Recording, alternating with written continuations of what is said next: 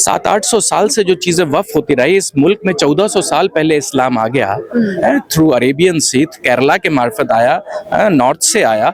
1400 साल से जो चीजें वफ होती आ रही हैं, उसके कागज कहाँ से आएंगे? और इसका मतलब आपका कहना है कि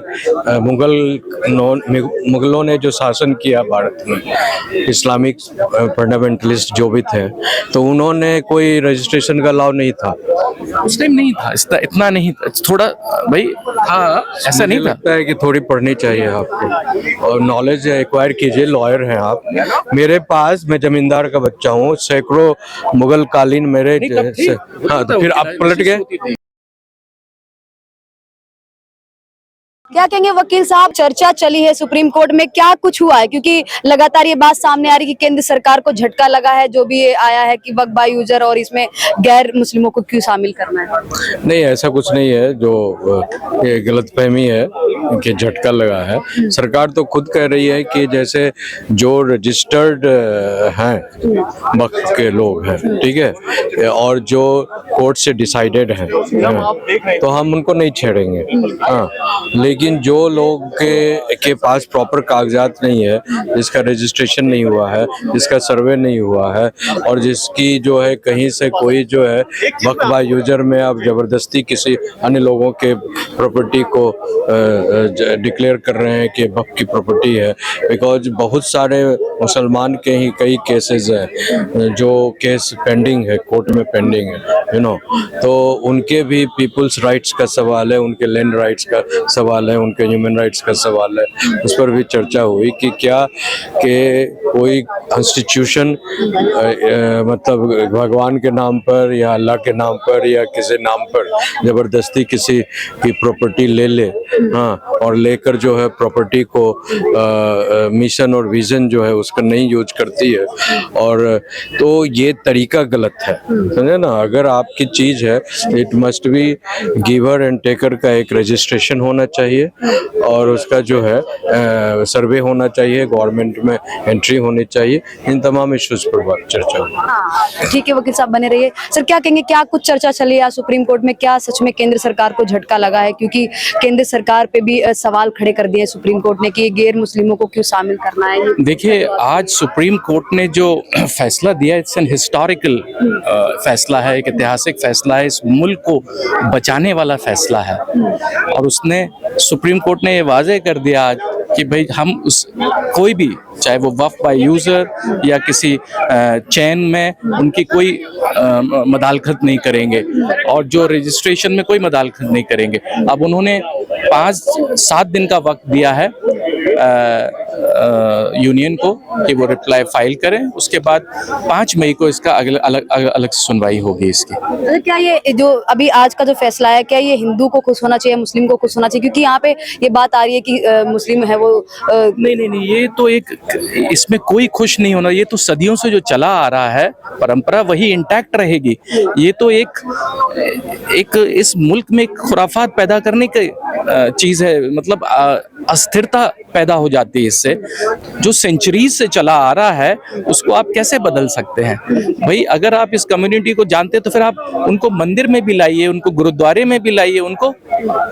तो भाई जो देखिए, आजादी के बाद ही तो रजिस्ट्रेशन हुए, उसके पहले कहाँ होते थे?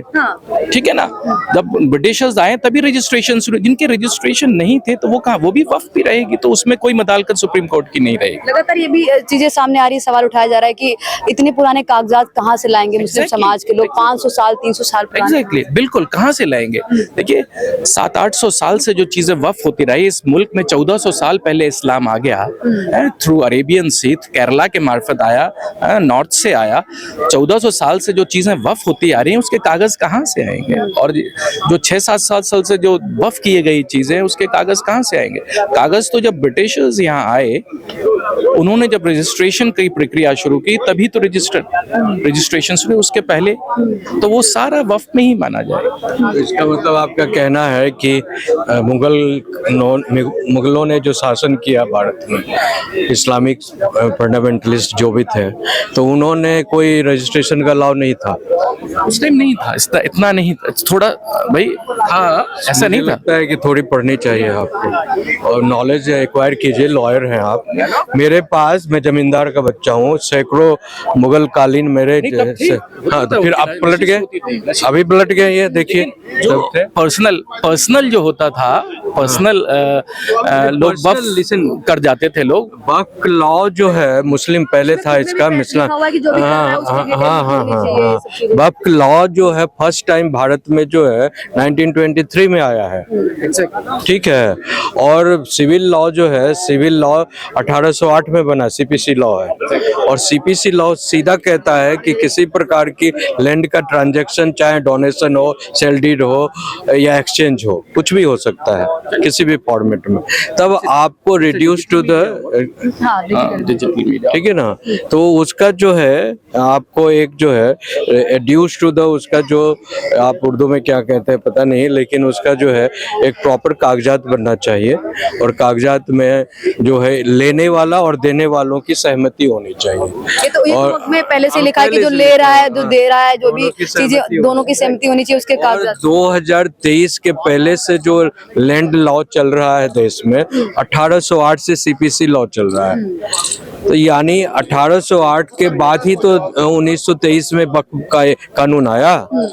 तो उस समय ये क्यों नहीं लागू हो रहा है? ये कह रहे हैं कि भाई 500,000 साल से चल रहा है। तो भाई 500,000 साल से अगर कोई चीज है तो उसका 500,000 साल का तो रिकॉर्ड तो होना चाहिए कि हम 500 साल पहले इनके थ्रू ये आई, प्रॉपर्टी आई। ये थोड़ा सा जो है मेन जबरदस्ती है, सरकार को टॉर्चर करना है और सरकार को जो अपनी जो है बदहवासी दिखाना है कि हम गुंडागर्दी पहले भी किए थे और पाकिस्तान लिए थे, अब इस तरह से फिर एक गुंडागर्दी कर फिर हम पाकिस्तान, एक नया पाकिस्तान वक्फ के नाम पर क्रिएट करेंगे। लगभग 70 याचिकाएं दायर की जा चुकी हैं सुप्रीम कोर्ट में। तो क्या लग रहा है सरकार को, जो अभी एक हफ्ते बाद जो फैसला आने वाला है, जो सुनवाई होने वाली है, उसमें क्या होने वाला है? क्या सरकार को सच में झटका लगने वाला है? क्योंकि इस तरीके- सरकार को क्या झटका लगेगा? सरकार तो चाहती है कि देश में शांति व्यवस्था कायम हो और सरकार ये चाहती है कि देश में जो वक्फ के नाम पर जो माफियागिरी चल रहा है, गुंडागर्दी चल रहा है, वो बंद हो और जो इसका जो मेन पर्पस है, जो मिशन है, विजन है, वो लोगों को कमिटमेंट उनको मिले, उनको फायदा हो, उनको मतलब जो गरीब तबके, अभी तक की सिर्फ सिया, सुन्नी, पठान, ये सब लोग जो है वक्फ पर काबिज है और उन्हीं के लोग जो है सैकड़ों हजारों एकड़ जमीन जो है कोई 1,000 रुपया में, कोई 5,000 रुपया में अपना लीज में लिए हुए हैं और बड़ा बड़ा शॉपिंग कॉम्प्लेक्स चला रहे हैं, बड़ा बड़ा 5 स्टार होटल चला रहे हैं। पैसे कितने दे रहे हैं वक्फ को, बोर्ड को? 10,000, 20,000, 22,000 महीने का, और खुद कमा रहे हैं अरबों में, करोड़, 100 करोड़, 1,000 करोड़ कमा रहे हैं। तो ये जो माफियागिरी चल रहा है, इसमें जो बीच में दलाल जो हैं, जिनको ये लोग मैनेजर कहते हैं, डायरेक्टर कहते हैं, बोर्ड मेंबर कहते हैं, ये सारे अवैध रूप से, हाँ ठीक है जी, रजिस्टर में तुम्हारा 10,000 रुपया चढ़ा गया, 10 करोड़ आया, 10,000 रुपया चढ़ रहा है रजिस्टर में। तो ये तो करप्शन जो चल रहा था उसको खत्म करने के लिए सरकार ने एक स्टेप लिया लेकिन था। कई जो मुस्लिम समाज के जो धर्मगुरु हैं वो लगातार ये कह तो रहे हैं कि जो वक्फ संपत्ति है उससे तो हमारे कई जो मुस्लिम है उनका भला हो रहा था, कई लोगों का कोई पेट भर रहा था, नहीं, कई बेवा हैं वो भी उसमें रह रही थी, वो उसकी जमीन वो में। कोई गलत फहमी है, आपको यही कहकर और गुमराह किया जा रहा है। अगर ऐसा हो रहा था तो वक्फ को तो खुद अपने जो उनके जो स्टाफ हैं उनको भी सैलरी देने के लिए अभी जो दिल्ली वक्फ बोर्ड को 100 करोड़ रुपया दिया गया अरविंद केजरीवाल के लिए। हाँ, तो वो 100 करोड़ की, जब आपके पास इतनी दिल्ली में संपत्ति है, हजारों हजार करोड़ की संपत्ति की संपत्ति है, और फिर भी आपको जो है दिल्ली सरकार 100 करोड़ देती है कि आप सैलरी दो, इसका मतलब आपका जो सिस्टम है, मोडस ऑपरेंडी है, वो गलत है। हाँ, और वो गलत मोडस ऑपरेंडी के कारण जो है सारी जो पैसे जो या तो पूरे नहीं आ रहे हैं जितनी आने चाहिए, और जो आ रहे हैं उसका गलत रास्ते में मिसयूज हो रहा है। अच्छा, जो मुस्लिम समाज के लोग प्रोटेस्ट कर रहे हैं उनको आप क्या कहना चाहेंगे, क्योंकि अब जो बंगाल का मुर्शिदाबाद है वहाँ के अलावा और भी कई क्षेत्रों में लगातार देखने को मिल रहा है, ये हिंसा लगातार थमने का नाम नहीं ले रही है, कहीं ना कहीं छोटी मोटी लगातार लगभग 7-8 दिन से। मुर्शिदाबाद और बंगाल का जो सिस्टम है वो तो एक ऑर्गेनाइज्ड कार्नेज है, हिंदू कार्नेज, यू नो। इसको एक नेफेरेसी क्या कहा जाए, नेफेरियस डिजाइन है जो ममता बनर्जी और उनके जो तमाम लोग हैं वो सब में करवा रही है। नहीं, वो तो कहेंगे ही ना, बिकॉज चोर जो है जोर से बोलता है, और जो गलत लोग हैं अपने को कभी हाँ हाँ, तो इसलिए जो है ओवरऑल सारी जो परिस्थिति है, समझे ना, ममता बनर्जी का एज बहुत कम है, समझे ना, पॉलिटिकल एज जो है बहुत कम है,